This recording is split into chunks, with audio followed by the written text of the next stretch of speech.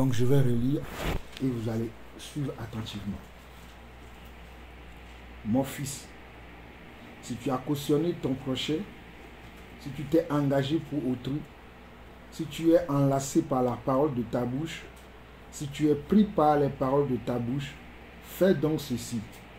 Mon fils, dégage-toi, puisque tu es tombé au pouvoir de ton prochain.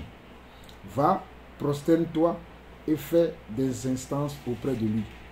Ne donne ni sommeil à tes yeux, ni assoupissement à tes paupières. Dégage-toi comme la gazelle de la main du chasseur, comme l'oiseau de la main de l'oiseleur. Va vers la fourmi, paresseux. Considère ses voies et deviens sage. Elle n'a ni chef, ni inspecteur, ni maître. Elle prépare en été sa nourriture. Elle amasse pendant la moisson de quoi manger. Paresseux, jusqu'à quand seras-tu couché? Quand te lèveras-tu de ton sommeil? Un peu de sommeil, un peu d'assoupissement, un peu croiser les mains pour dormir, et la pauvreté te surprendra comme un rôdeur et la disette comme un homme en armes. Qui a compris? Ok David, qu'est-ce que tu as compris?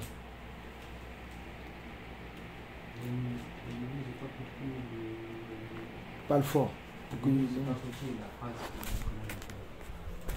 Puisque tu es tombé au pouvoir de ton prochain, va pour.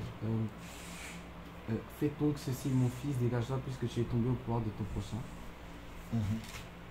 Après, à partir de. Va vers fourmi paresseux, considère ses voies sages et deviens sage jusqu'à la fin. Il explique qu'il faut être. Faut pas être paresseux dans la vie, il faut toujours faire quelque chose. Comme la fourmi, parce que la fourmi, personne ne la surveille, mais elle fait toujours quelque chose. Elle est toujours en train de travailler.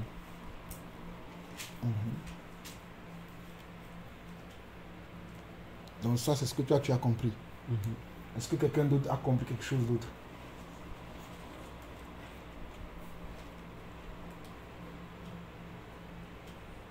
Non, vous n'avez rien compris.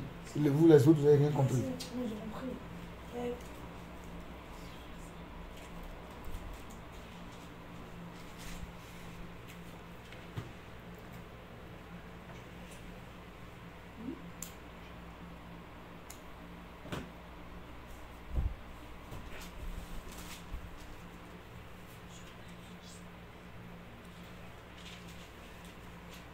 J'ai compris dans la fin qu'elle disait qu'il ne faut pas être paresseux, il faut travailler.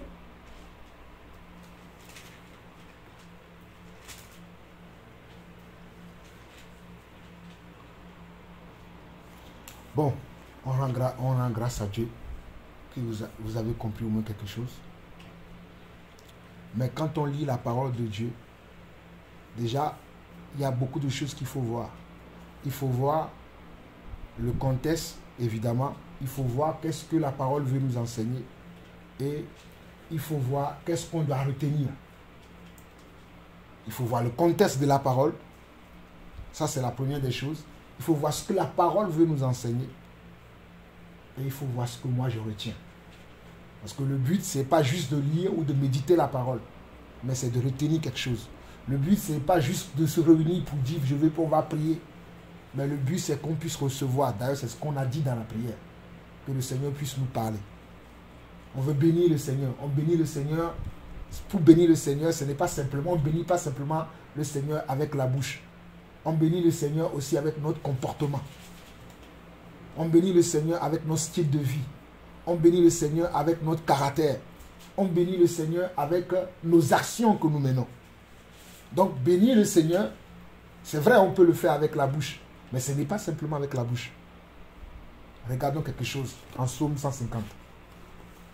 Avant de revenir dans le texte que nous lisons, regardons quelque chose en Psaume 150. C'est très important.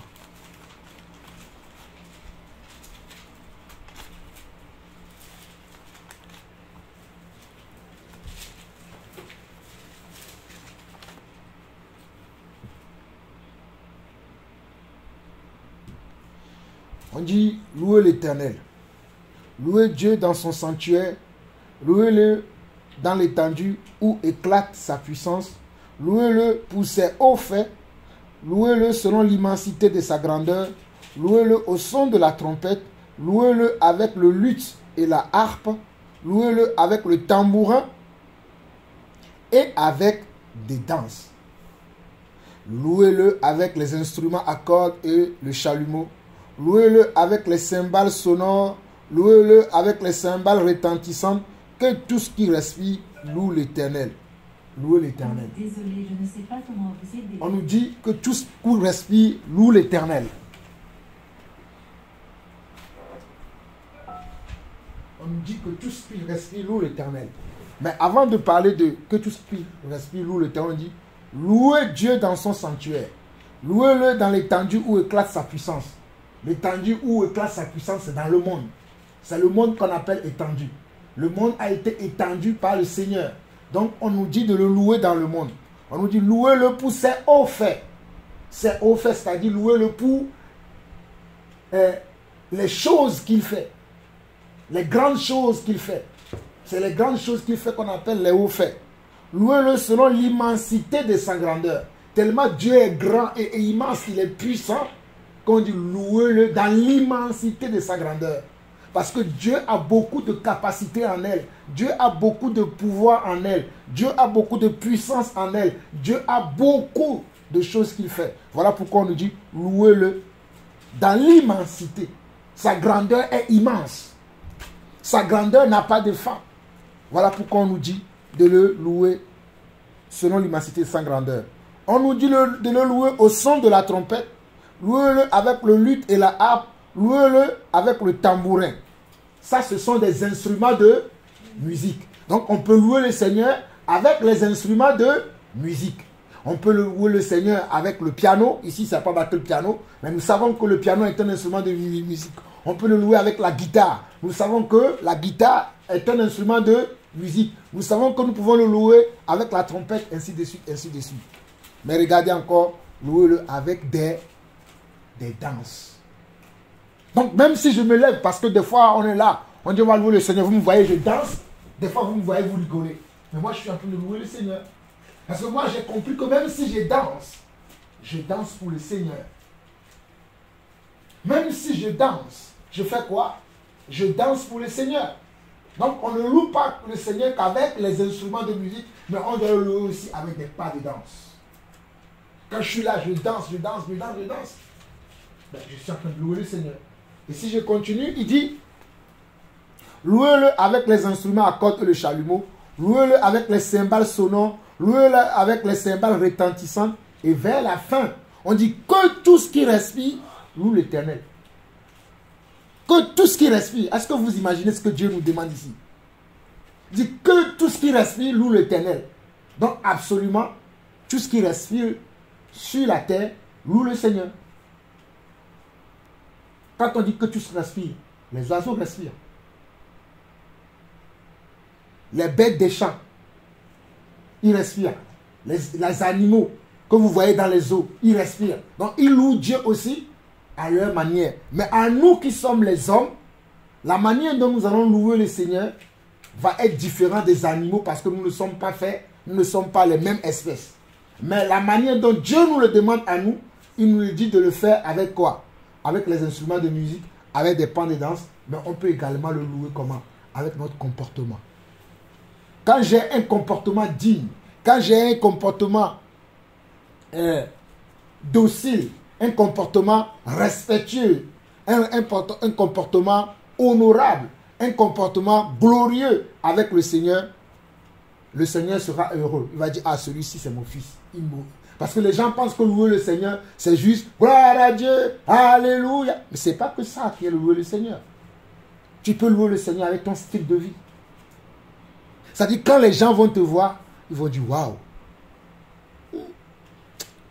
celui-là, il aime beaucoup Dieu. Hein. À cause de toi, les gens vont parler de Dieu.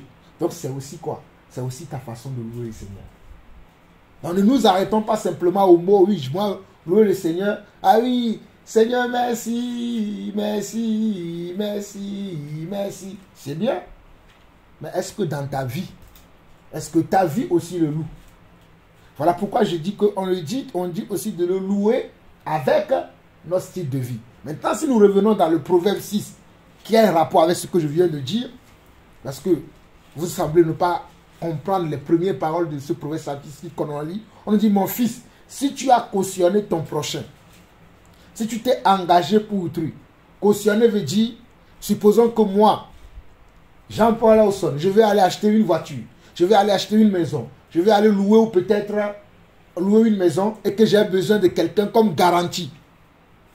Je viens voir un frère dans le Seigneur pour lui dire, bon, mon frère, je vais acheter telle voiture, mais j'ai besoin d'une garantie. Et le frère, il me dit, oui, moi, je vais aller te cautionner. Il me donne ses papiers. C'est ça qu'on appelle cautionner quelqu'un. C'est-à-dire, on a besoin de quelqu'un au cas où si tu ne payes pas ce que tu as acheté, qu'on puisse aller puiser dans la personne qui t'a cautionné. C'est-à-dire qu'on puisse aller interroger la personne qui t'a cautionné pour que la personne paye ou qu'il te pousse à payer. Maintenant, on dit, si tu t'es engagé pour autrui, être engagé pour autrui, c'est la même chose, c'est être cautionné. C'est-à-dire tu cautionnes quelqu'un. Ou bien, si tu fais une promesse à quelqu'un. Être engagé pour autrui veut dire faire aussi la promesse à quelqu'un. Tu promets quelque chose à quelqu'un.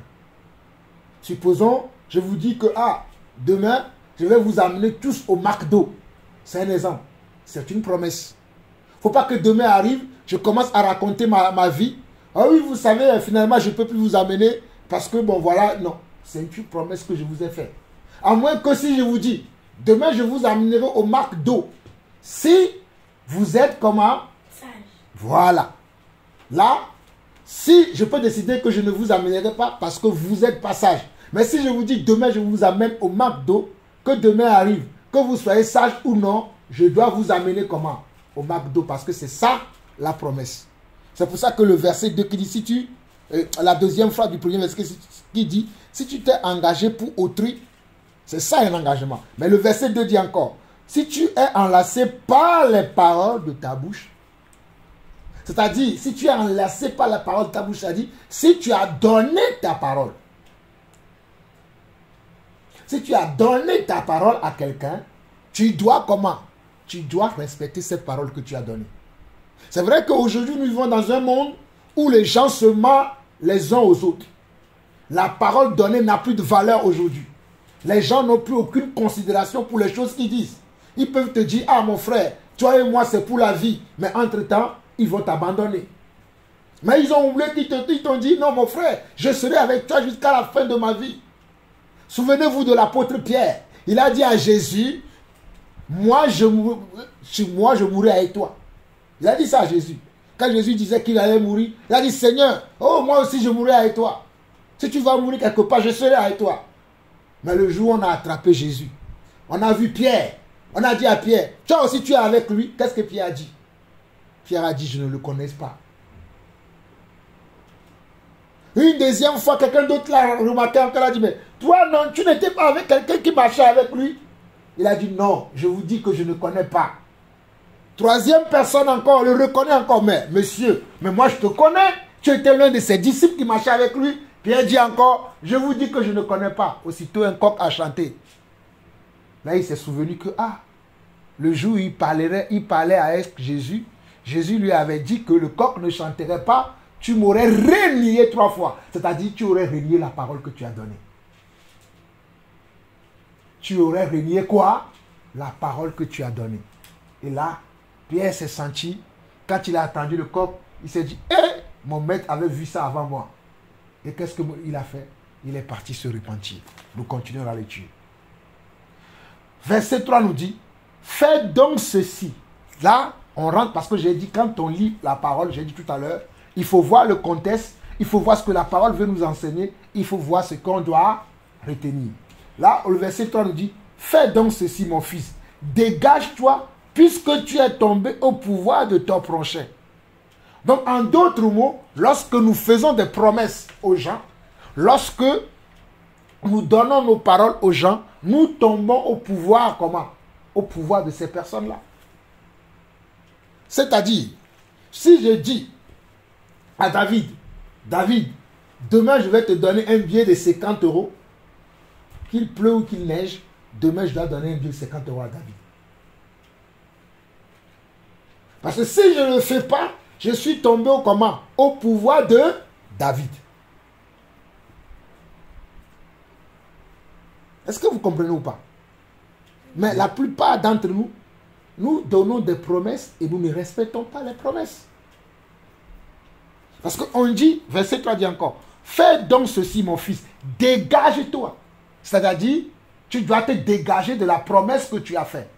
C'est-à-dire, tu dois accomplir la promesse que tu as faite. Combien d'hommes n'en sont pas partis voir des sœurs ou des femmes? Oh madame, je vous trouve trop belle.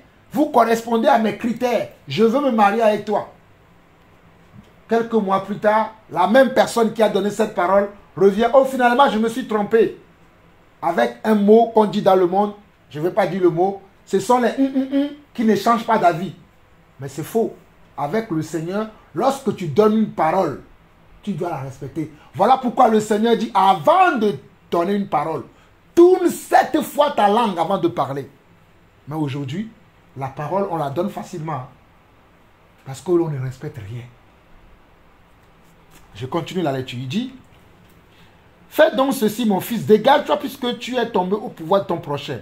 Va, prosterne-toi et fais tes instances auprès de lui. Va, prosterne-toi.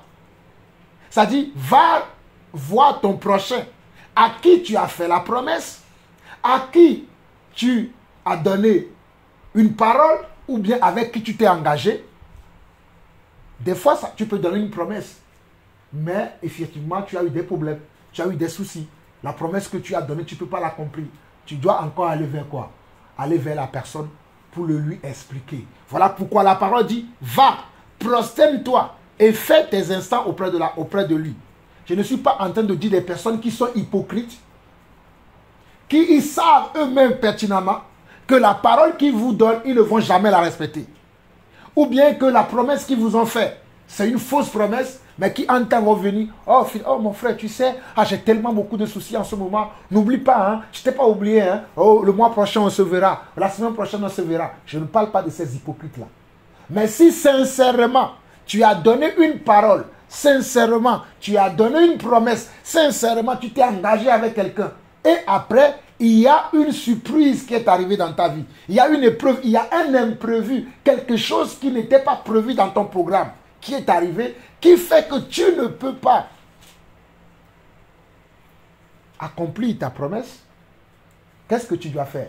La parole te conseille, dit, va, prosterne-toi et fais tes instances auprès de lui. C'est-à-dire, va voir la personne à qui tu as fait la promesse, demande-lui pardon, explique-lui ta situation. La personne, s'il est vraiment un enfant de Dieu, il comprendra ta situation, il dira, oh mon frère, ce n'est pas grave, on verra ça une prochaine fois. Imaginons que tu avais emprunté de l'argent chez ton frère ou chez ta soeur. Tu lui avais dit que bon, je vais te rembourser le vin. Le vin arrive, au fait, l'argent que tu attendais, tu ne reçois pas l'argent. Mais tu dois, parce que tu as donné une parole, et ta parole c'était que le vin, je vais te rembourser.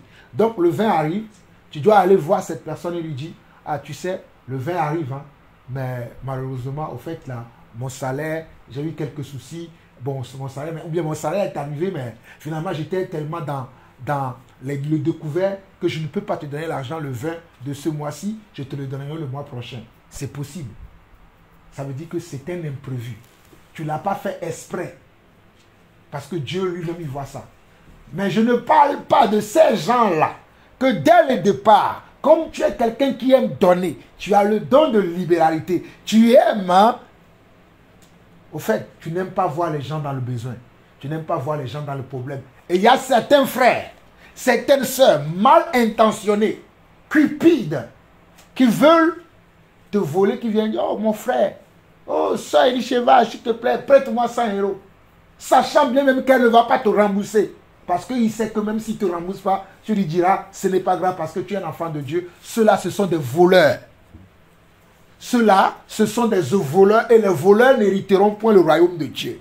Quand tu vas voir un frère ou une sœur, même si la personne n'est même pas un croyant, tu lui dis, prête-moi ceci, prête-moi cela, et que tu ne rembourses pas, devant Dieu, tu es comment? Tu es un voleur. Parce que tu n'as pas dit, donne-moi. Donne-moi, c'est différent de prête-moi. Ou bien je veux emprunter de toi. C'est différent de que je veux que tu me donnes. Mais la plupart d'entre nous, nous avons ce genre de comportement. Je continue. Samuel, lève-toi, tu te mets debout. On dit, ne donne ni sommeil à tes yeux, ni assoupissement à tes paupières. Dégage-toi comme la gazelle de la main du chasseur, comme l'oiseau de la main de l'oiseleur. Mes frères, c'est très important ce que nous lisons là. Regardez bien ce que le Seigneur dit. Il dit, dégage-toi comme la gazelle de la main du chasseur, comme l'oiseau de la main de l'oiseleur. Le Seigneur prend des choses de la vie courante pour nous expliquer comment nous devons nous dégager de nos promesses, de nos paroles données et de nos engagements. C'est pour cela que ne vous engagez pour rien.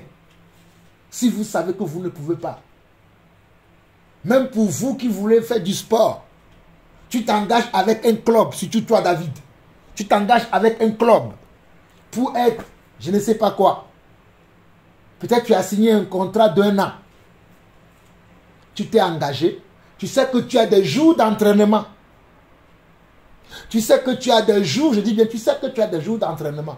Tu ne peux pas aller chez toi, oui, non, aujourd'hui je ne sens pas, je n'y vais pas. Non, c'est pas bien. Parce que tu t'es engagé avec le club à jouer avec eux pendant 1 an, 2 ans, 3 ans. Donc c'est un contrat que tu as fait. C'est une parole que tu as donnée, tu as signé, ils te prennent. Ils veulent t'entraîner pour que tu deviennes un footballeur, pour que tu deviennes un handballeur, pour que tu deviennes un tennisman, peu importe. Mais tu t'es engagé. Donc tu dois respecter, tu dois honorer ton engagement. C'est en honorant ton engagement que Dieu va te bénir dans ce que tu fais. Mais si tu n'honores pas ton engagement, tu as signé un contrat de travail, que ce soit un CDI ou un CDD. Le contrat stipule que tu dois embaucher à 8 h et finir à 17 h. Monsieur se lève à 8 h. Tu arrives au travail. Oh non, mais le patron dit, mais tu devais être là depuis. Oh non, mais mon train était en retard. C'est faux. C'est un mensonge. Déjà, tu ne t'es pas organisé pour venir à l'heure. Voilà pourquoi tu commences à mentir. Mais la parole nous dit ici, dégage-toi comme la gazelle de la main du chasseur. C'est-à-dire, quand tu donnes ton engagement, ne prenons pas ça à la légère. Et l'engagement, ce n'est pas simplement dans les cas que j'ai cités là. Voilà pourquoi je cite aussi les cas du professionnel. Parce que nous, enfants de Dieu, on a tendance à croire que l'engagement que nous devons considérer, c'est que l'engagement que nous avons envers le Seigneur. Mais vous vous trompez. Hein? Même tous les engagements que nous avons dans la vie courante, dans la vie quotidienne, nous devons les considérer. Parce que le Seigneur voit même dans tous ces détails-là. Les enfants de Dieu, il y en a des enfants de Dieu, ils vont être à l'heure qu'aller à la communion fraternelle. Ou bien aller à l'église. Mais pour aller à l'heure au travail, ce n'est pas mon entreprise, ce n'est pas l'entreprise de Dieu. De toute façon, ce sont les païens. De toute façon, ce sont les païens. Je n'ai pas besoin de les respecter. Mais est-ce que c'est ce que la parole a dit? Même dans ton engagement, dans le monde, tu dois être sérieux là-dedans. Puisqu'on dit, dégage-toi comme la gazelle de la main du chasseur, comme l'oiseau de la main de l'oiseleur. Va vers la... Regarde, le Seigneur te conseille. Il dit quoi? Oh, j'aime beaucoup la parole de Dieu. Il dit, va vers la fourmi. Paresseux. Dieu t'appelle comment? Paresseux en général. Ceux qui font ce genre ceux qui ont ce genre de pensée, ce sont des paresseux ou des paresseuses. Ceux qui n'aiment pas travailler, ceux qui n'aiment pas honorer leurs engagements. Honorer l'engagement, c'est aussi dans le mariage. Il y a des gens, ils désirent vraiment le mariage. Et Dieu ne permettra pas qu'ils se marient parce que ce sont des gens qui ont un mauvais cœur. Il y a certaines personnes, ils ont un bon cœur. Dieu va permettre qu'ils se rendent dans le mariage et dans le mariage, Dieu va les éduquer. S'ils sont sages, ils vont rentrer dans l'éducation. S'ils ne sont pas sages, ils ne vont pas rentrer dans l'éducation et leur mariage va se casser. Parce que même quand on rentre dans le mariage, Dieu nous travaille, Dieu travaille notre caractère, Dieu travaille notre façon de vivre. Parce que nous, que ce soit l'homme ou la femme, nous étions dans des familles différentes. Nous avons des éducations différentes, de base. Maintenant, nous venons dans le Seigneur, nous rencontrons une soeur ou un frère dans le Seigneur. Nous voulons nous mettre ensemble. Mais on se met ensemble, mais c'est un engagement. Je me suis engagé avec la sœur s'est engagée avec moi. Donc c'est un engagement. Donc dans cet engagement-là, il y a des droits et il y a des devoirs que chacun doit accomplir. Mais sauf qu'il y en a des gens qui viennent aujourd'hui dans cet engagement, ils veulent être là le pied libre comme ça, ils ne veulent rien faire. Ils veulent laisser que le mari fasse tout, ou bien ils veulent laisser que la femme fasse tout. Ce n'est pas possible. Il n'y a pas d'équilibre dans ce genre de foyer. Voilà pourquoi dans ce genre de foyer, il y a tout le temps de problèmes. Et quand il y a des problèmes, qui en pâtit? Même les enfants. Même les enfants qui sont issus de ce foyer-là, ils en pâtissent. Ils souffrent. Et ça peut aller jusqu'à la séparation. Pourquoi? Parce qu'il y en a quelqu'un qui ne veut pas faire d'effort. Parce qu'il y en a quelqu'un qui ne veut pas honorer son engagement. Ou bien il y en a quelqu'un qui a fait un engagement hypocrite. Dès le départ, il rentrait dans ce mariage juste pour se soulager. Juste pour dire que moi aussi je suis marié devant ses copines, ses copains. Oh tu sais, oh la soeur Nathalie s'est mariée maintenant. Oh il est avec le frère Roland. Oh, il faut voir, c'était un beau mariage. Et puis elle est contente. Mais le mariage c'est pas ça. C'est un exemple. Donc l'engagement c'est sur tous les plans. N'oubliez pas ce que je suis en train de vous dire, ça va vous servir pour toute votre vie. Vous allez me dire, mais pourquoi papa nous parle de ça aujourd'hui? Dieu seul sait pourquoi. Mais vous devez comprendre que quand vous vous engagez pour quelque chose, vous devez aller jusqu'au bout. Voilà pourquoi le Seigneur dit, celui qui met la main à la charrue et qui regarde derrière comment? Ah ben le Seigneur dit, il n'est pas digne de moi. Si nous voulons être dignes du Seigneur, respectons nos engagements, même les engagements que nous prenons en dehors du cadre de l'Église, en dehors de l'Église. Ne prenons pas simplement, oui, bon, non, c'est même les engagements que nous prenons en dehors du cadre de l'Église, nous devons les honorer. Parce que le Seigneur dit ici, il dit, et David l'a relevé ce point-là. Mais moi, je vais aller encore plus loin dans ce que David a relevé. Il dit, va vers la fourmi, paresseux. Considère ses voies et deviens sage. Est-ce que vous connaissez la fourmi? Vous connaissez tous la fourmi? Vous avez déjà vu la fourmi? Vous avez vu comment la fourmi travaille? Ah. La fourmi, Shalom a dit, elle ne sait pas. La fourmi, c'est un insecte qui n'a ni chef, ni maître, mais qui va chercher sa nourriture dehors tous les jours. Et des fois, quand vous allez voir, il voyage en colonie.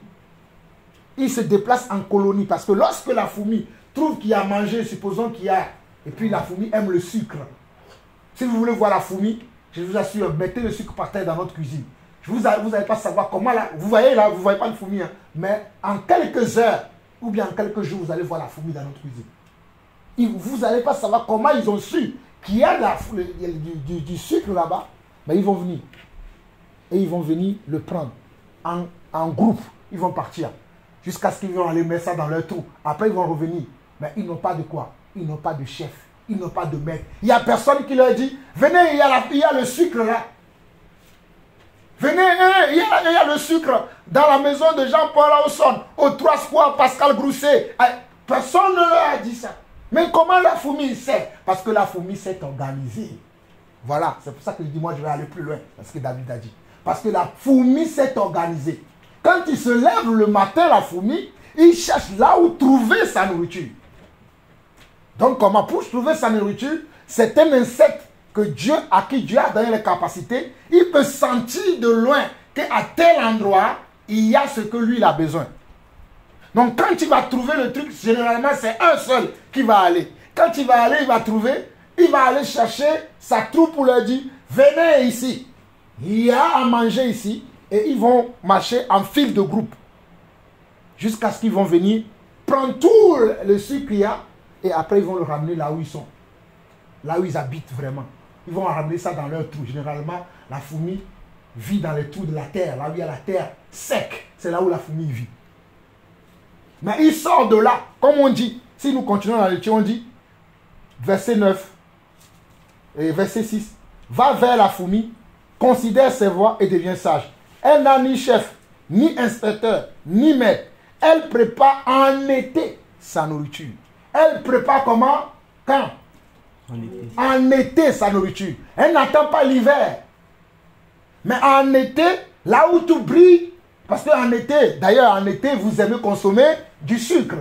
Vous aimez les glaces, vous aimez tout ce qui est sucré.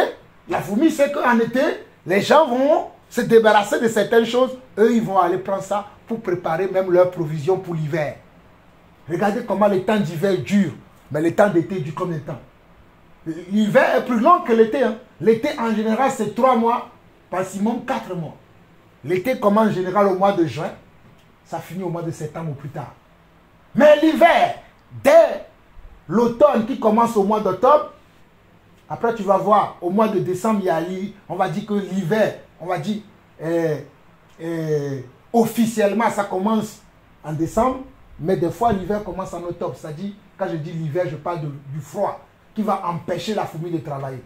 Mais Dieu connaît, qui a dit ça? Dieu dit que, oh, j'aime la parole, elle prépare en été sa nourriture, elle amasse pendant la moisson de quoi manger. Donc, pendant la moisson, c'est l'été pour la fourmi. Voilà pourquoi la fourmi, elle va s'organiser de telle sorte que, avec son... Je ne sais pas, parce que je ne peux pas... Ceux qui sont je ne sais pas comment on les appelle, les personnes qui étudient les insectes peuvent dire comment. Je ne sais pas si c'est Jamy qu'on appelle ou bien celui qui fait l'émission sur M6. Il y a un autre qui fait l'émission sur M6 qui parle souvent de ces choses-là. Et des fois, je regarde ces genre d'émissions, j'apprends beaucoup de choses là-dedans. Ils peuvent étudier l'animal et ils vont dire comment ils font pour pouvoir aller amasser de la nourriture. Mais pourtant, la parole dit, elle n'a ni inspecteur, ni maître, ni chef. Mais elle s'organise. Un problème dans la vie de nous, les chrétiens aujourd'hui, il n'y a pas d'organisation. Advienne que pourra. On a d'organisation pour rien. Et même si quelqu'un veut nous organiser, oh, tu en parles trop, tu veux dire que tu sais mieux que nous, tu veux dire que tu es parfait. Ce n'est pas de la perfection. C'est qu'on veut t'aider. Ce que tu as, Dieu ne va jamais vous envoyer quelqu'un qui va vous... Oui, c'est vrai que ce n'est pas Dieu, mais l'ennemi va envoyer vers vous les gens qui vont encore vous noyer encore davantage. Mais Dieu ne va pas vous envoyer des gens qui vont vous noyer. Dieu va vous envoyer des gens qui vont vous aider. Dans notre vie, Dieu va nous envoyer des personnes qui vont nous aider et le diable va nous envoyer des personnes qui vont nous faire régresser. Dans notre vie, c'est ça. Hein? Dieu va nous envoyer toujours les personnes qui vont nous aider et l'ennemi, lui, va nous envoyer des personnes qui vont nous faire régresser. Si nous prenons le cas de Jésus lui-même lorsqu'il était dans l'épreuve, qu'est-ce que le diable est venu faire? Jésus, il était dans l'épreuve. Il voulait faire quoi? Il voulait grandir spirituellement avec Dieu. Il voulait changer de dimension, changer de niveau spirituel. Voilà pourquoi il est parti pour jeûner pendant 40 jours. Mais qu'est-ce que l'ennemi a fait? L'ennemi est venu lui dire, ah, Jésus, toi qui es fils de Dieu, tu as faim. Ah, je sais que tu peux ordonner à cette pierre qu'elle devienne une pierre. Dis-lui que ça devienne une pierre. Qu'est-ce que Jésus a dit? Arrière de moi, Satan. Il a fait plusieurs autres propositions, mais Jésus ne l'a pas acerté. Donc, même dans notre vie de tous les jours aujourd'hui, si on n'est pas organisé, si on n'a pas de principes, parce que la fourmi a des principes, la fourmi a des valeurs, la fourmi est un insecte qui a beaucoup d'imagination, beaucoup d'intelligence, beaucoup de sagesse. Elle sait organiser. Voilà pourquoi elle va chercher ce qu'elle aura besoin de manger. Même l'hiver, elle va chercher ça l'été. Aujourd'hui, toi, tu gagnes 1000 € par mois. C'est toi qui dépenses 1500 €. Tu gagnes 1000 €. Mais tes dépenses sont au-delà de ce que tu gagnes. Est-ce que ça, c'est l'organisation? Non. Mais tu vas dire ça à quelqu'un, oh non, mais Dieu pourvoira. Non, c'est pas parce que Dieu pourvoira que toi, tu dois dépenser au-delà de ce que tu gagnes. Soyons sages. Ce n'est pas parce que Dieu pourvoira que toi qui gagnes 1000 €, c'est un exemple que je donne, hein, tu dois dépenser au-delà de 1000 €. C'est comme David, tu as un argent de poche de 30 €. Mais voilà, voici toi qui veux acheter quelque chose qui coûte 100 €. Si tu veux le faire, tu peux le faire, acheter quelque chose qui coûte 100 €. Mais qu'est-ce qu'il faut faire dans ce cas-là? Qui sait? Voilà. Il faut économiser jusqu'à ce que tu aies les 100 € et tu vas acheter. Maintenant, aujourd'hui, le monde dans lequel on vit, on veut qu'on soit dépendant de ces choses-là. On va dire, bon, il y a une carte, tu peux payer en plusieurs fois. Et voici comment les gens sont endettés. Vous ne verrez pas Jean-Paul Lawson dans ces choses-là. Pour des choses inutiles. Hein. Pour des choses même que tu vas acheter 2-3 jours après, tu vas dire, mais pourquoi même j'ai acheté ça? Parce que voilà pourquoi des fois quand je vais acheter certaines choses, j'appelle maman. Je dis, est-ce qu'on a besoin? C'est comme, c'était même hier, j'étais parti pour acheter un truc à Lidl. Je trouve l'appareil à faire du popcorn. Parce qu'on a marqué dessus 9,90 €. Je me dis, c'est pas cher. Mais je me suis dit, est-ce qu'on a vraiment besoin de ça? Et dans ma tête, je me suis dit, je vais appeler mon épouse, je vais lui dire, est-ce que je prends ou pas? Je l'ai appelé. Elle m'a dit, on a une casserole. J'ai posé tout de suite, je n'ai même pas réfléchi. J'ai dit, effectivement, on a une casserole. Pourquoi je vais acheter ça? Parce que le monde dans lequel on est, c'est le monde de la consommation. Ils vont nous pousser à acheter. Tu vas ouvrir ton téléphone, tu vas voir les derniers baskets. Tu vas voir les derniers t-shirts, les derniers polos, les derniers ceci. Si tu es quelqu'un qui est avide de ces choses, tu vas les emmagasiner. Regardez, moi, je mets souvent un t-shirt 3 jours.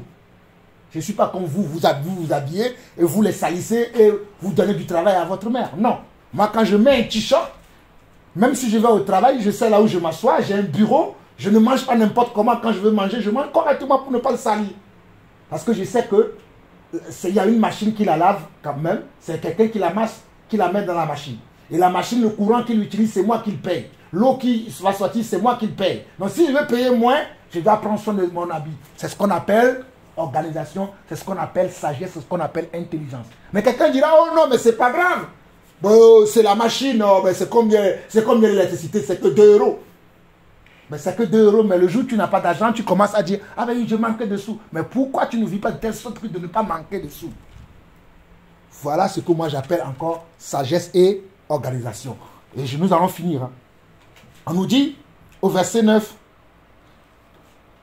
au verset 8, que nous venons d'expliquer en profondeur, on nous dit, elle prépare en été sa nourriture, elle amasse pendant la moisson de quoi manger. Verset 9, paresseux. Jusqu'à quand seras-tu couché? Vous voyez? Les gens sont couchés. Des fois, c'est pour ça que des fois, quand on vous voit coucher, ils vous disent, levez-vous et je vous donne du travail. Parce que moi, je ne peux pas être comme ça. Me couche. Il m'arrive des jours où je suis tellement fatigué, où je veux me reposer. Même ça là. Je veux me reposer, je me dis, non, Jean-Paul, tu ne peux pas te reposer. Tu as des enfants, lève-toi. Et je commence à travailler. Mais des fois, vous là, je vous vois, oh, vous êtes là. Surtout David, il se réveille à 11 h. Pas tous les jours, mais il y a des fois, tu te réveilles à 11 h. Je ne suis pas en train de faire ton procès, mais je parle des choses que je vois souvent. Ou d'autres, vous vous réveillez tôt. Mais dès que vous vous réveillez, qu'est-ce que vous voulez faire? Vous voulez jouer.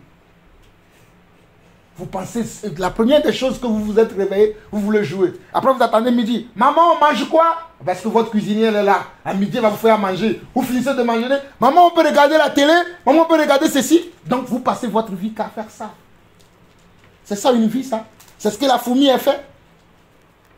Ah, vous allez me dire, oh, mais la fourmi, ils ont une maman. La fourmi, même la petite fourmi, elle travaille comme la mère. Oui?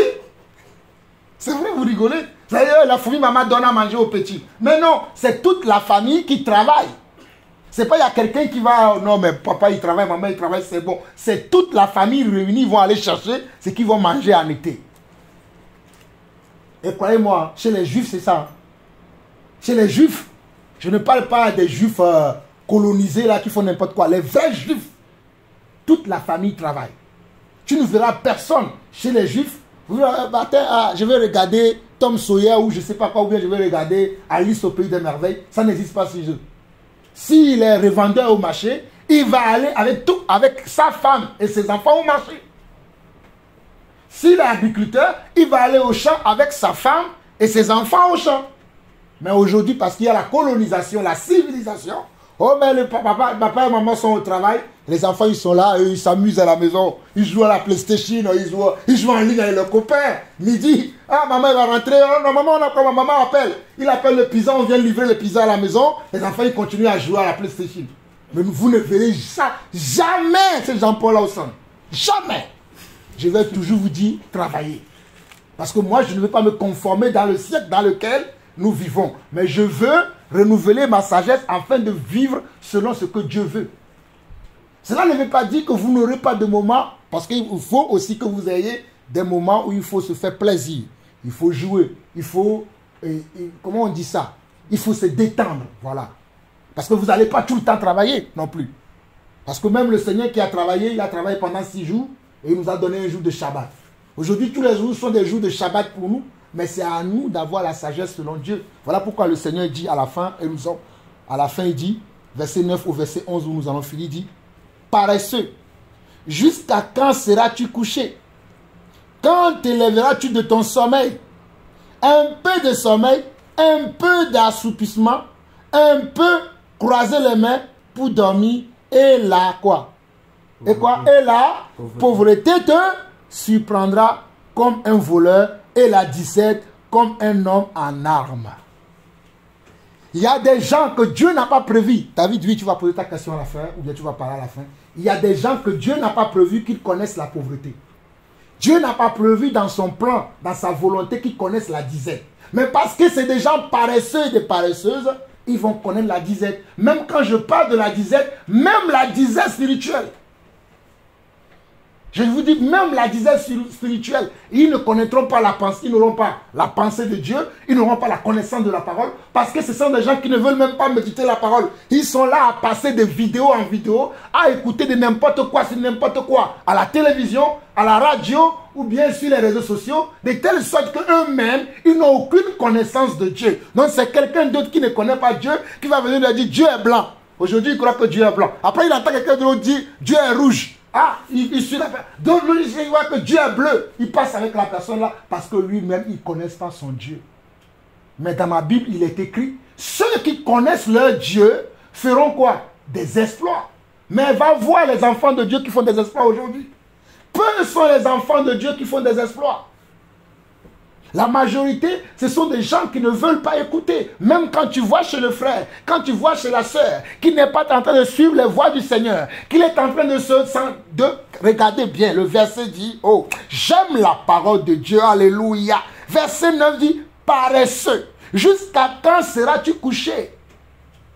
Jusqu'à quand seras-tu couché? Un peu. On n'a pas dit beaucoup de sommeil. Hein. D'habitude, tu es là, tu dis, je vais dormir un peu. Moi, ça m'arrive. Des fois, le matin, je vais me lever pour aller au travail. Et je suis tellement fatigué. Je ne sais pas, beaucoup de gens ont de réveil. Moi, je n'ai pas de réveil. Oh, je n'ai pas de réveil. Vous demandez, est-ce que vous avez déjà entendu le réveil de ma chambre? Non. Je me réveille je me réveille. Des fois, la nuit, il est 2 heures. Je dis, oh, il est que 2 heures. Mais je vais dormir un peu. Des fois, je me réveille, il est 4 heures. Oh, je vais dormir un peu. Dès que je vois 5 heures, il dit, ah, dans 30 minutes, il faut que je me lève. Et là, les 30 minutes arrivent, et là, ton corps ne veut pas se lever. Vous savez ce que je fais? Je fais violence, je me lève. Des fois même, je me lève avant. Je me lève à 4 heures, 5 heures, et je viens prier au salon, et je viens lire un peu la Bible, après je vais me laver. Ou bien je suis là sur le lit, mais je médite dans ma tête. Comment je vais organiser ma journée aujourd'hui? Qu'est-ce que je vais faire? Je médite, après je vais me laver, je pars. Mais il est écrit ici, un peu de quoi? Un peu de sommeil, un peu d'assoupissement, un peu croiser quoi? Les mains. Vous aimez croiser les mains, non? Et là, oh, David vient, oh, c'est moi qui a sorti là. David sort la poubelle. Oh, c'est moi qui l'ai sorti hier. Mais pendant ce temps, on te dit de sortir la poubelle, tu ne fais rien.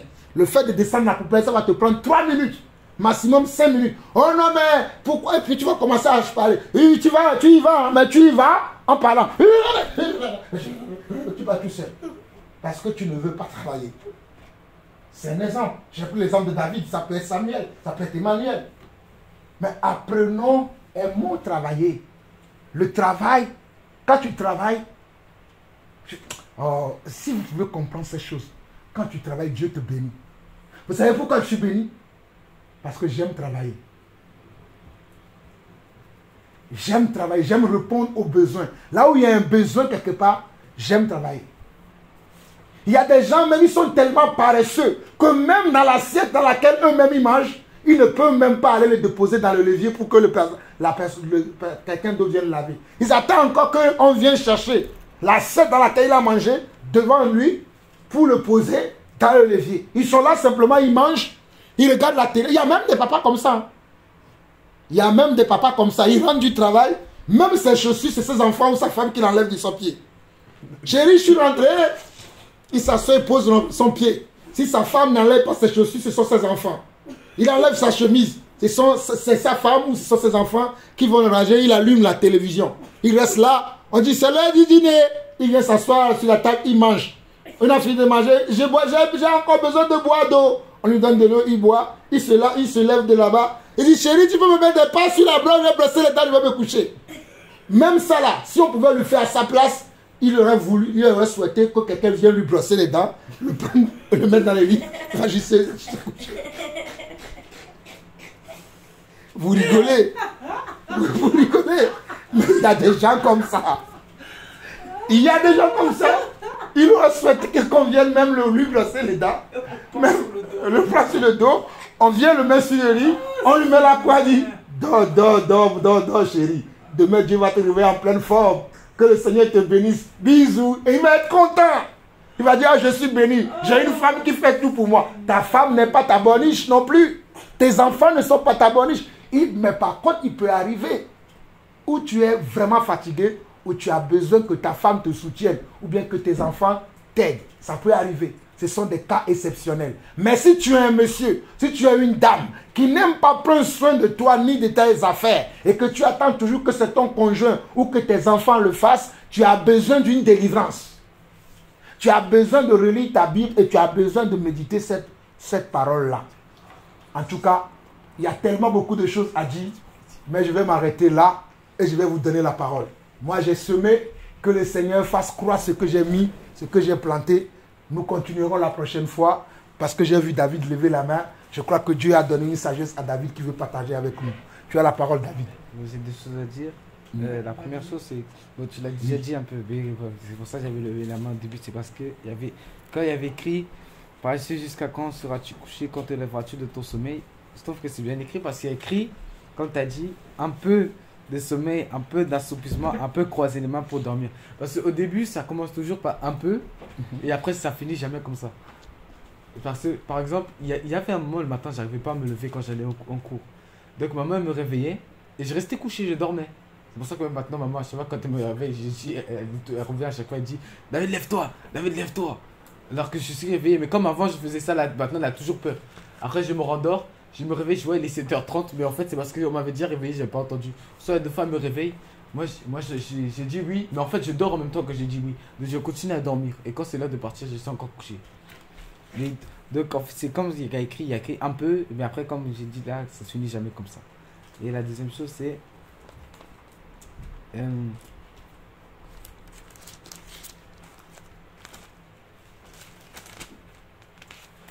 Moi je lis beaucoup un roi de roi, un chronique de chronique.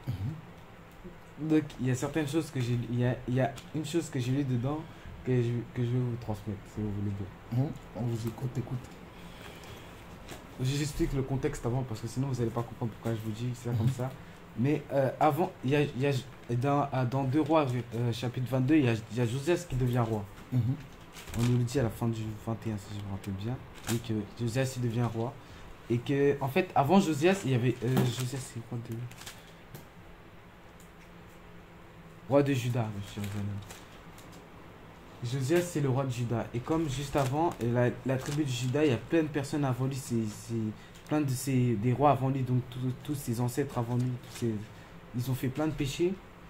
Bah, Josias, quand il arrive au pouvoir, il se dit qu'il y a certaines choses qui doivent changer. Mais sauf que comme Josias, il est dans le péché lui-même sans le savoir, parce qu'il y a des choses avant qui étaient mises en place, qu'il n'était pas au courant et que lui, il a découvert, il ne sait pas comment c'est. Donc ensuite, c'est quand il arrive au pouvoir que là, quand on lit, il y a un moment qu'il découvre, il retrouve un livre de la parole, et là, il voit que non, en fait, depuis, ce qu'on fait, c'est pas bien, et directement, dès qu'on lui a lu ce qu'il a écrit, voilà, il va voir qu'est-ce qu'il allait faire. Lorsque le roi entendit les paroles du livre de la loi, il déchire ses vêtements, et le roi donna cet ordre au sacrificateur Hilkidja, à Ashikam, fils de Shaphan, à Akbor, fils de Miché, à Shaphan, le secrétaire, et à Asaja, serviteur du roi. Allez consulter l'Éternel pour moi, pour le peuple et pour tout Juda au sujet des paroles de ce livre qu'on a trouvé, car grande est la colère de l'Éternel qui s'enflammait contre nous, parce que nos pères n'ont pas obéi aux paroles de ce livre, et n'ont point mis en pratique tout ce qui nous y est prescrit. Les sacrificateurs Hilkidja, Ashikam, Akbor, Shaphan et Asaja allèrent auprès de la prêtresse Hulda, femme de Shallum, fils de Tivka, Tikva, fils de Arha, gardien des vêtements. Elle habitait à Jérusalem, dans l'autre quartier de la ville. Après qu'ils lui eurent parlé, elle leur dit: Ainsi parle l'Éternel, le Dieu d'Israël. Dites à l'homme qui vous a envoyé vers moi: Ainsi parle l'Éternel. Voici, je vais faire venir des malheurs sur ce lieu et sur ses habitants, selon toutes les paroles du livre qu'a lu le roi de Juda, parce qu'ils m'ont abandonné et qu'ils ont offert des parfums à d'autres dieux, afin de mériter par tous les ouvrages de leurs mains. Ma colère s'est enflammée contre ce lieu et elle ne s'éteindra point. Mais vous direz au roi de Juda, qui vous a envoyé pour consulter l'Éternel. Là, il est au verset 18. Mais vous direz au roi de Juda, qui vous a envoyé pour consulter l'Éternel: Ainsi parle l'Éternel, le Dieu d'Israël, au sujet des paroles que tu as entendues. Parce que ton cœur a été touché, parce que tu t'es humilié devant l'Éternel en entendant ce que j'ai prononcé contre ce lieu et contre ses habitants qui seront un objet d'épouvante et de malédiction, et parce que tu as déchiré tes vêtements et que tu as pleuré devant moi, moi aussi j'ai entendu, dit l'Éternel. C'est pourquoi, voici, je te recueillerai auprès de tes pères, tu seras recueilli en paix dans toute sécurité, et tes yeux ne verront pas tous ces malheurs que ne verront pas tous ces malheurs que je ferai venir sur ce lieu. Et apportèrent au roi cette réponse. Donc, à ce moment-là, comme le Seigneur a vu que Josias, il s'est repenti dès qu'il a su ce que disait le livre de la loi, le Seigneur, il a décidé que, comme les péchés qu'ont fait sa descendance, le Seigneur les met quand même en pratique parce que ce qu'ils ont fait, c'était beaucoup trop grave. Il ne permettra que seulement pendant la vie de Josias, quand il régnera, tout ça, ça ne se passera pas. Mais après le règne de Josias, ces choses-là se passeront, dans tous les cas. Et en fait, dans le livre de roi, un chronique, de chronique, en fait, on voit souvent qu'il y a beaucoup de rois qui arrivent au pouvoir et ils découvrent des choses qu'ils ne savaient pas en fait que leurs descendants faisaient avant. Et eux, quand ils arrivent au pouvoir, c'est là qu'ils voient. Josias, c'est celui qui ça a été le plus flagrant dans ce que j'ai compris quand j'ai lu. Je trouve que quand Josias il a découvert, c'était vraiment lui, dans tout ce qu'il a vu avant, vraiment il ne savait pas. C'est au moment où il a lu, là, il a compris que non, il y a des choses qui se passaient ici qui n'étaient pas du tout normales. La façon dont il vivait déjà le montrait déjà qu'il savait déjà qu'il y a des choses qui n'étaient pas normales. Et quand il a lu, il a plus compris certaines choses qui étaient mises en place qui n'étaient pas bonnes. Et il y a plein d'autres rois, comme il y a Ézéchias, il y a plein d'autres rois. Il y a plein d'autres rois que quand ils voient les choses qui se passent, ils disent qu'il y a des problèmes. Et je trouve que en fait, la façon dont ils savent se repentir, la façon dont ils se remettent en question dedans, ils le font très bien. Parce que même des rois qui font n'importe quoi, par exemple comme Akab, quand ils font quelque chose, la façon dont ils se repentent, tu vois que même si le gars il est mauvais, il sait se repentir, il sait comment il fait. Et je trouve qu'il y a quelque chose qu'à l'époque qu'on voit dans l'Ancien Testament qui savait très bien faire, c'est se repentir. C'est quand il faut se repentir, tout le monde est là. Même un peuple de Babylone, Ninive, ils font n'importe quoi. Quand le Jonas il va leur dire pour se repentir, eux-mêmes là, qui sont censés être perdus, ils se repentent. Donc je trouve que dans l'Ancien Testament, les gens qui vivent à cette époque savent très bien se repentir et ils se rendent. En fait, il y a beaucoup de personnes dans l'Ancien Testament, quand tu leur expliques les choses qu'ils font, ils se rendent compte de ce qu'ils ont fait, ils sont graves. La façon dont ils se repentent, tu vois qu'ils ont vraiment compris en fait. Parce qu'il y a beaucoup de personnes dans la Bible que le Seigneur il leur fait grâce pendant le long de leur vie ou qui a permis à certaines personnes dans le peuple de rester en vie parce qu'ils ont su comment se repentir. Donc je pense que la chose qu'on doit savoir faire maintenant, qui est beaucoup curieux, c'est se repentir. Parce que maintenant, on se dit, par exemple, le fait de dire pardon, par exemple. Comme tu sais, par exemple, on va dire, nous, comme on est des enfants, on est à l'école. On a fait n'importe quoi en classe. Il y a la prof qui nous reprend. Il y a beaucoup de gens, ils vont continuer, ils vont commencer à crier, ils vont commencer à mal parler pour faire les malins là-bas. Quand tu es en classe, tu veux faire le malin, tu fais oui, madame, tout ça et tout. Et après, quand tu sors de la salle, tu te dis qu'est-ce qui va m'arriver chez moi après avoir fait tout ton scénario là-bas. Au lieu de faire dès le début, tu es dans la salle, tu dis pardon, peut-être le problème va être réglé, ou soit au moins tu vas partir, mais la prof, la façon dont tu vas partir de ce moment-là ne sont pas le même que quand ici tu continues à faire ton bouilla-bouilla en sortant. Ou, par exemple, tu es en face de la prof, tu fais encore quelque chose de mal. Tout simplement, quand elle te parle, elle t'explique, tu l'écoutes, tu ne commences pas à faire tous tes trucs là. Ou tu t'excuses directement, c'est fini. Tu pars de la salle, tu es calme. La prof et toi, vous êtes en accord, c'est fini, le problème est réglé. Il n'y a pas de conséquences après. Donc, je trouve que il y a beaucoup de choses que maintenant on fait là, qui comparé à l'Ancien Testament, qui sont beaucoup mieux faits. Et que nous, en tant qu'enfants de Dieu, on devrait appliquer plus. Parce que même si c'est pas la même époque, il y a beaucoup de choses que dans leur époque faisaient que maintenant il faut qu'on applique encore. Même si c'est pas les mêmes choses, il y a des choses qu'on doit toujours appliquer qu'il faut qu'on garde. Amen. Amen. Je trouve que l'argument que David a fait, elle est très importante. Et peut-être c'est le Seigneur qui nous parle, à nous tous et à l'église. Parce que je suis en train d'enregistrer. Je ne sais pas, Dieu m'a mis à cœur d'enregistrer, parce qu'on a prié ces derniers temps, je n'ai pas enregistré, mais là je suis en train d'enregistrer. Et ce que David dit, c'est parce qu'aujourd'hui, en tant qu'église, moi je vais parler en tant qu'église pour que nos frères qui vont écouter aussi soient bénis.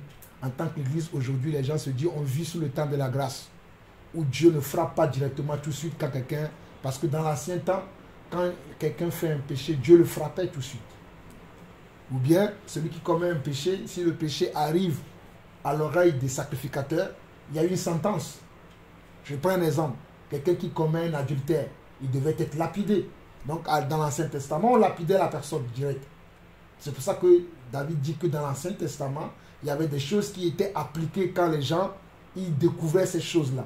Mais dans la Nouvelle Alliance, dans le Nouveau Testament, où en général nous parlons de la nouvelle Église, ou bien l'Église bâtie par le Seigneur, ou bien le temps de la grâce, nous avons tendance à ne pas, déjà, à ne pas reconnaître nos erreurs, à ne pas reconnaître nos fautes, à ne pas nous remettre en question. Nous pensons que tout ce que nous faisons est juste, est bon, est parfait, est agréable. Alors qu'en tant qu'enfant de Dieu, nous devons nous remettre en question tout le temps.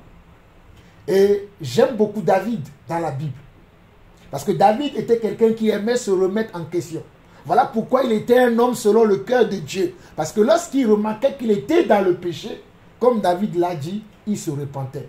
Donc le temps de la grâce ne signifie pas le carton vert. Hein? Dieu ne te donne pas le carton vert pour aller pécher comme tu veux, pour aller vivre comme tu veux, pour venir dire au Seigneur, mais Seigneur, c'est le temps de la grâce. Non.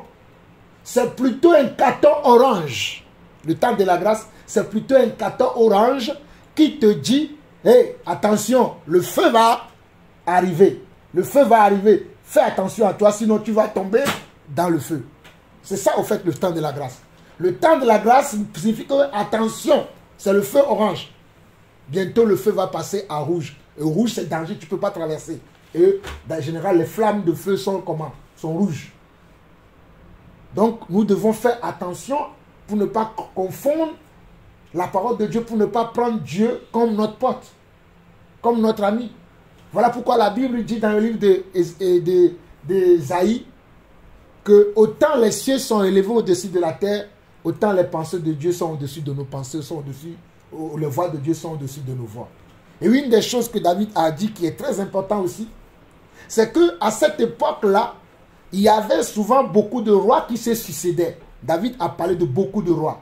Et rien qu'à lire un roi, deux rois, même un Samuel, deux Samuel, un chronique, deux chroniques, vous allez attendre l'histoire des rois et vous allez voir qu'il y avait des rois qui étaient selon le cœur de Dieu. Il y avait des rois qui étaient selon le cœur du peuple. Il y avait des rois qui n'étaient ni selon le cœur de Dieu, ni selon le peuple, mais qui faisaient n'importe quoi. Comme on voit aujourd'hui dans l'église, il y a des pasteurs qui sont des pasteurs selon le cœur de Dieu, mais il y a des pasteurs qui sont des pasteurs selon le peuple, qui sont là à dire, oh, bon, bref, vous connaissez, qui sont là à faire des faux prophéties mensongères, à dire, oui, j'entends, le Seigneur me dit, il y a quelqu'un ici, tu vas être une femme d'affaires puissante, le monde entier va attendre parler de toi. Qu'est-ce que ça a avec la parole? C'est vrai, Dieu peut faire de quelqu'un une femme puissante d'affaires, hein, un homme d'affaires puissant, hein, ou bien un homme de Dieu puissant. Nous n'en disconvenons pas. Mais on ne parle jamais, on ne va jamais dire, Dieu me dit, il y a quelqu'un ici qui vit dans l'adultère, ça on n'entend pas jamais ça même. Dieu me dit, il y a quelqu'un ici qui vit dans le mensonge, ça on n'entend pas jamais. Dieu me dit, il y a quelqu'un ici qui a fait un engagement, mais qui ne veut pas l'honorer, on n'entend jamais ça.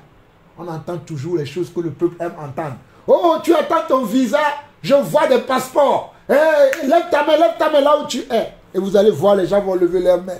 Parce que les gens, aujourd'hui, au lieu de venir à Dieu pour que Dieu change leur vie, au fait, ils prennent Dieu pour obtenir ce qu'ils veulent. Sauf que ce n'est pas Dieu. Mais ce que David a dit qui est très important, qui est très pertinent, c'est qu'il y avait certains rois, quand ils accédaient à ce poste, à ce pouvoir, à cette fonction de roi, ils aimaient qu'on leur parle de ce qui est écrit dans la parole, de ce que leurs prédécesseurs ont fait. Ils aiment découvrir ce que les autres ont fait, ce que Dieu a dit par rapport à des choses qu'ils doivent faire. Et quand ils découvraient que que ce que même leurs prédécesseurs faisaient n'était pas conforme à ce que Dieu leur avait dit, ils se comment? David a employé un mot. Ils se repentaient. Ils se repentaient. Ils découvraient même que le roi auquel ils ont succédé a fait des choses ou bien a mis en place une loi, une pratique, une façon de faire, mais qui n'est pas selon Dieu. Et lui, il vient voir, il vient pour réformer, il vient pour changer. Mais aujourd'hui, dans l'église, quand on dit aux gens, ah oui, on a toujours fait ça dans l'église, mais en réalité, dans la parole, ce n'est pas ça. Oh, orgueilleux, regardez-lui là, il croit qu'il est déjà assis au pied de Dieu. Mais je viens de lire la parole. Le Saint-Esprit me convainc que, on vous a toujours dit que non, la Sainte Seine là, c'est juste manger le pain sans laver les pieds. Mais on a vu que les apôtres lavaient les pieds. Qui t'a dit ça? Ça, c'est qui t'a dit ça là? On doit laver les pieds aussi. Oh non, moi je ne veux pas. On commence à discuter, à barbader. Ah, on a vu que l'église là, quand ils se réunissaient pour devenir meilleurs. Ils ne se réunissaient pas pour devenir pire. Oh mon frère, qui t'a dit ça? Tu ne verras jamais une église parfaite. Tu verras toujours une église dans laquelle des raisonnements d'hommes. Alors qu'on nous dit que dans la Bible, quand les rois voyaient, je vais lire ce passage-là et je vais finir ce que David a dit, comme ça les autres vont parler. On était en 2 Rois et David a lu du verset 11, 2 Rois chapitre 22, du verset 11 jusqu'à la fin. Il a lu du verset 11 jusqu'au verset 20. Je relis. Et afin que vous compreniez comme David a dit le contexte. Lorsque le roi attendit les paroles du livre de quoi? De la loi. Lorsque le roi a entendu les paroles du livre de quoi? La loi. Non, je n'ai pas bien entendu. Lorsque le roi a entendu les paroles du livre de quoi? La loi. Voilà pourquoi dans Josué 1, verset 8, il est écrit que ce livre de la loi ne s'éloigne point de ta bouche. Médite-le jour et nuit. Médite-la jour et nuit. Afin que tu fasses quoi? Afin que tu réussisses dans tout ce que tu entreprendras. Aujourd'hui, on ne veut pas méditer le livre de la loi. Et le livre de la loi, c'est la Bible, c'est le Nouveau Testament et l'Ancien Testament. Et il y a des choses de l'Ancien Testament qui sont encore d'actualité. Il y a encore des choses du Nouveau Testament qui sont encore d'actualité que nous devons pratiquer. Mais regardez ce que le roi a fait.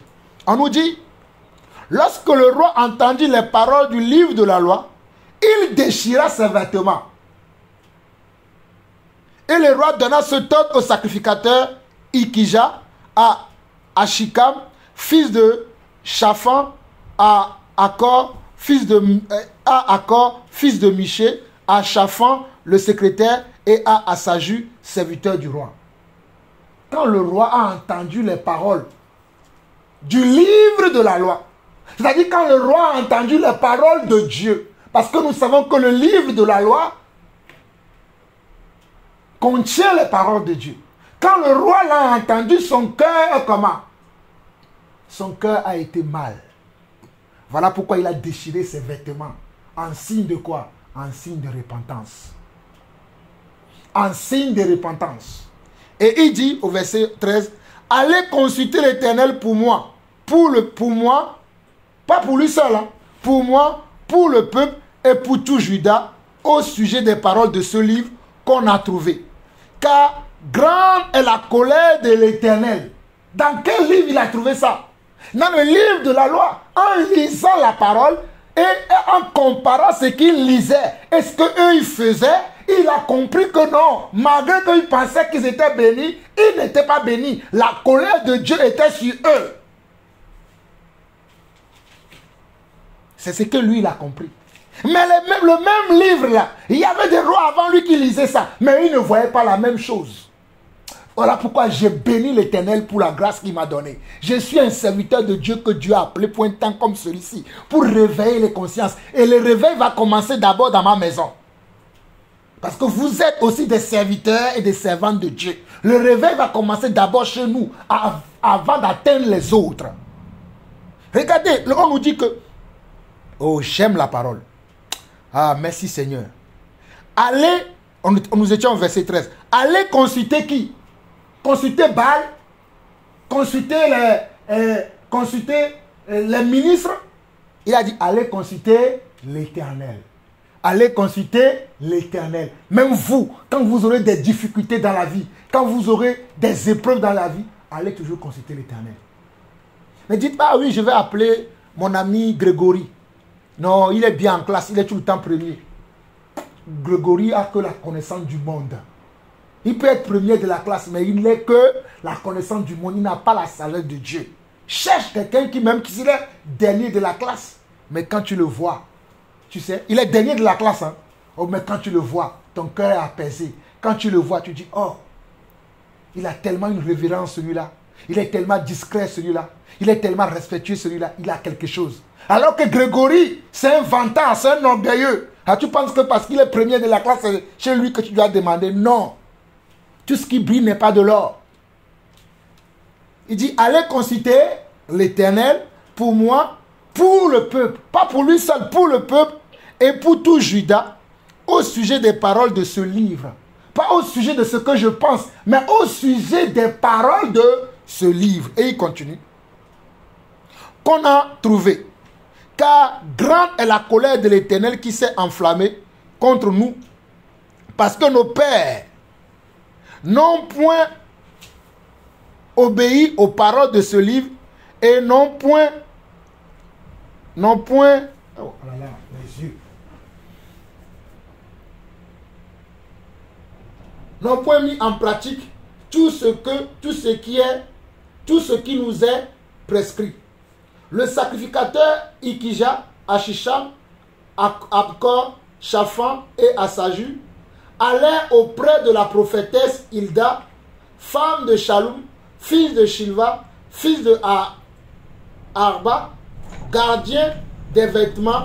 Elle habitait à Jérusalem, dans l'autre quartier de la ville.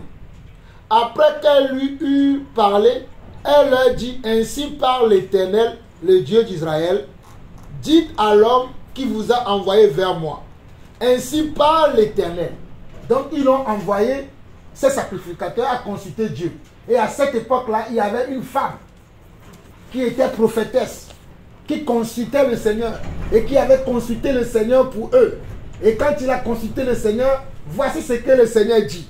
Regardez.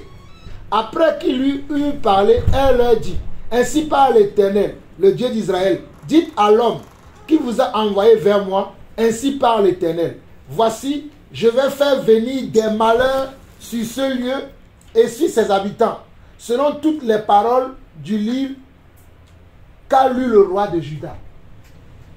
Il dit, moi, l'Éternel, je vais faire venir des malheurs selon toutes les paroles que vous avez lues dans le livre de la loi. C'est-à-dire, tout ce que vous avez lu dans le livre de la loi, moi je vais le faire venir sur vous. Ça va s'accomplir sur vous. Ça va se passer dans vos vies. Donc ça ne serait pas simplement quelque chose que vous avez lu, mais ça sera quelque chose que vous allez vivre. Ce que vous avez vu dans le livre de la loi. Mais aujourd'hui, quand nous parlons de ce que nous voyons dans la Bible aux gens, que voici ce qui va se passer, voici ce qui va arriver, le Seigneur va punir, le Seigneur va sévir, on nous prend comme des bambouins. Mais c'est la vérité. Nous continuons. Verset 17. Parce qu'ils m'ont abandonné et qu'ils ont offert des parfums à d'autres dieux afin de mériter par tous les ouvrages de leurs mains, ma colère s'est enflammée contre ce lieu et elle ne s'éteindra point. Quel était leur péché? Parce qu'ils ont adoré d'autres dieux. Parce qu'ils ont adoré d'autres dieux. Parce qu'ils ont pratiqué l'idolâtrie. Ils n'ont pas respecté la parole de Dieu. Ils n'ont pas honoré Dieu. Et comme David disait que c'est ce roi-là qui est arrivé, qui a vu, selon la parole, que ce qu'ils pratiquaient n'était pas bien. Et regarde, Dieu précise leur faute, leur péché. Dieu leur dit au verset 17, parce qu'ils m'ont abandonné et qu'ils ont offert des parfums à d'autres dieux, afin de mériter par tous les ouvrages de leurs mains. Ma colère s'est enflammée contre ce lieu et elle ne s'éteindra point. Eux, ils venaient prier dans ce lieu et ils croyaient que Dieu les écoute. Comme quand on dit aux gens aujourd'hui, vous priez dans l'église catholique, Dieu ne vous écoute pas. Oh non, toi tu es Dieu pour savoir. Des fois les gens me disent ça. Quand je dis que Dieu n'exauce pas les pécheurs, oh toi tu es Dieu pour savoir, mais c'est écrit. Moi, je fais confiance à ce qui est écrit. Dieu n'exauce point les pécheurs. Tu peux même prier en versant des larmes, en mettant toute ta face là-dedans. Mais si tu es un pécheur, la parole de Dieu dit, Dieu n'exauce point les pécheurs.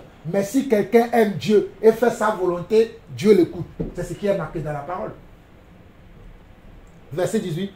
Mais vous direz au roi de Juda, qui vous a envoyé pour consulter l'Éternel, ainsi parle l'Éternel, le Dieu d'Israël, au sujet des paroles que tu as entendues.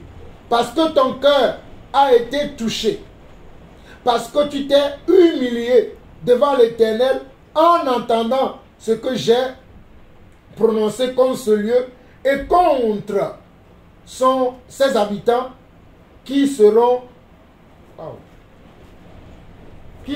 un objet d'épouvante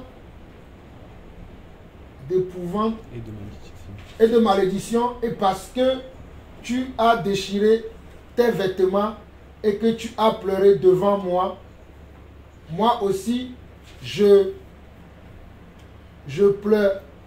Moi aussi j'ai entendu, dit l'Éternel.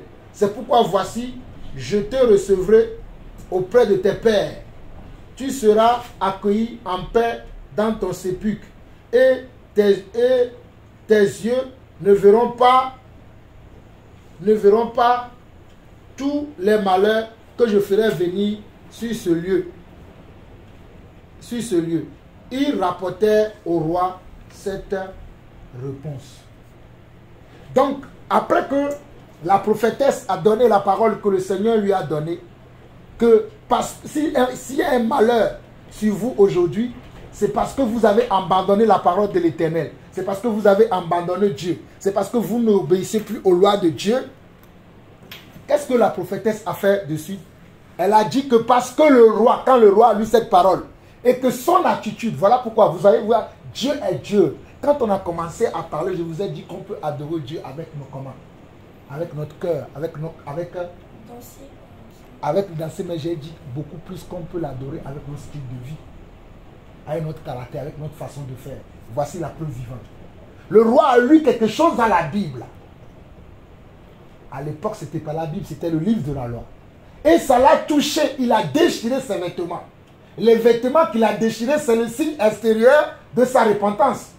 Et quand il a déchiré ses vêtements, probablement il a prié pour demander pardon à Dieu pour le péché, qui se s'est rendu compte que, tous les pratiques que nous avons dans ce lieu, tout ce que nous faisons là, les traditions de nos pères là, ça n'a rien à voir avec la réalité qui est dans la parole.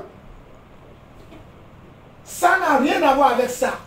Et le roi a été très mal. Le roi a été très mal, tellement mal que le roi s'est repenti et il a dit, allez consulter l'Éternel pour moi et pour le peuple. C'est-à-dire, allez demander pardon à Dieu pour moi et pour le peuple. Mais quand la prophétesse a parlé, quel est le pardon de la personne qu'on a entendu? Que le roi. Ah oui, il a dit, allez dire au roi, puisque quand tu as lu la parole qui est écrite dans ce livre et que tu as eu ce comportement, qu'est-ce que je ferai? Je vais te recueillir auprès de tes pères. Il reçoit le salut, il obtient le salut. Et tes yeux ne verront plus le malheur qui va arriver sur ce pays. Que Dieu nous fasse comprendre ces choses. Je sais que David, c'est toi-même qui a parlé de ça. J'espère que tu as compris la profondeur de ce message. Parce que c'est très fort ce que tu nous as partagé. Je te laisse parler.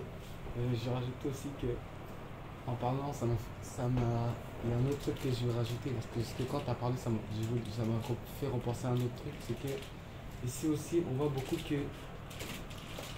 à cette époque-là, les rois ils se suicidaient, c'était la même famille. Les rois de Juda, la tribu de Juda, c'était la même famille. De génération en génération, c'était toujours la même famille. Mais, je sais pas, le Seigneur me donne envie de dire aussi que c'est pas parce que tu viens d'une famille que tout le monde croit en Dieu que ça veut dire que toi aussi tu vas faire la même chose et que l'autre va faire la même chose. La chose qu'il faut comprendre aussi, c'est pas parce que l'autre fait ça que ça veut dire que toi aussi tu dois faire ça. Il faut que dans ton attitude aussi, tu comprennes de la façon dont laquelle tu dois la faire. Parce que il y avait beaucoup de rois avant. Avant, c'est les rois qui ont péché. Le roi qui était avant, lui aussi faisait les bonnes choses. Mais pourquoi celui d'après, il a fait la mauvaise chose? Quand il est arrivé, ensuite, est-ce que quand tu voyais la personne qui faisait les choses avant, est-ce qu'il regardait? Est-ce qu'ils comprenaient les choses qui se passaient quand la personne qui régnait faisait les choses? Parce qu'avant qu'on arrive à tout ça, il y avait David, il y a eu Salomon, ensuite il y a eu Roboam, son fils. Roboam, au début, il suivait, ensuite il s'est perdu. Après, il y a eu ses enfants encore. Pourquoi à ce moment-là, en fait, ils n'ont pas compris la chose qu'il fallait faire? Mais je pense aussi que la chose qu'il faut faire autant quand tu es avec le Seigneur, c'est qu'il faut toujours se remettre en question dans son comportement et relire la Bible et revoir quelles choses je dois appliquer. Parce que, en fait, ce que je trouve bizarre, c'est qu'ils viennent tous de la même famille, mais ils n'ont pas su comprendre tous que c'est cette voie-là qu'il faut suivre pour faire ces choses-là. Et ne suivant pas cette voie-là, ils ont tous, au fur et à mesure, il y a eu des générations et des généraux, toujours ils faisaient les mauvaises choses. Donc il a fallu qu'il y ait une personne qui trouve de ses propres moyens avec l'aide du Seigneur comment il allait s'orienter. Alors que si depuis le début ils auraient suivi la parole de ses ancêtres d'avant, ils auraient suivi ce qu'il aurait montré, ça aurait été beaucoup plus simple. Ils auraient compris directement qu'il y a des règles, je dois les suivre.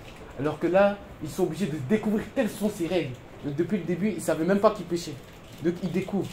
Donc les personnes qui sont dans des familles comme nous, comme d'autres familles aussi, qui connaissent le Seigneur, il faut vraiment suivre ce qu'ils disent, ce qu'ils entendent. Parce que quand tu ne connais pas et tu découvres, toutes les choses que tu dis que tu as fait avant, je pense que ça fait vraiment mal de savoir que toutes les choses, tous les péchés que tu as commis depuis le début, que là tu te rends compte qu'en fait non, depuis le début je faisais n'importe quoi. Donc vraiment, au moment où tu sais que tu es dans une famille qui croit en Dieu, vraiment écouter les choses et vraiment se dire que c'est une chance, parce qu'il y a d'autres personnes là, vraiment quand ils découvrent le Seigneur, ils se disent, donc depuis le début je ne savais pas, mais c'est ça que je faisais. Je faisais les mauvaises volontés, je faisais ça. Et une dernière chose que je voulais rajouter, c'est que quand on a lu Psaume 150, il y avait écrit une parole, si je me rappelle bien, louer l'Éternel dans l'étendue de sa puissance. Ça veut dire, de rajouter à ce que tu veux dire aussi, que le Seigneur il est immense. Donc quand on loue le Seigneur, c'est pas on loue un peu, on loue le pied. Non, après on loue le ventre un peu. C'est que dès le début, on fait dans l'immensité de la puissance du Seigneur. C'est pas on fait un peu, après on se remet, après on s'arrête, soit on loue totalement 2 minutes. Après non, moi j'ai loué aujourd'hui. Le Seigneur lui-même dit que louer, c'est pas louer pendant, c'est de mettre tout sa volonté, tout son esprit, tout son cœur. Il faut tout mettre. Faut pas être, non, je loue un peu. Je vais me reposer, c'est bon, j'ai loué 2 secondes. Il faut faire dans l'immensité de la puissance du Seigneur. Là, si à la fin tu es fatigué, tu as tout donné, c'est là qu'on sait que vraiment tu as loué le Seigneur. Et le Seigneur le verra aussi à travers ton cœur, verra que non, tu as loué, tu m'as loué. Amen. Quelqu'un d'autre a quelque chose à ajouter?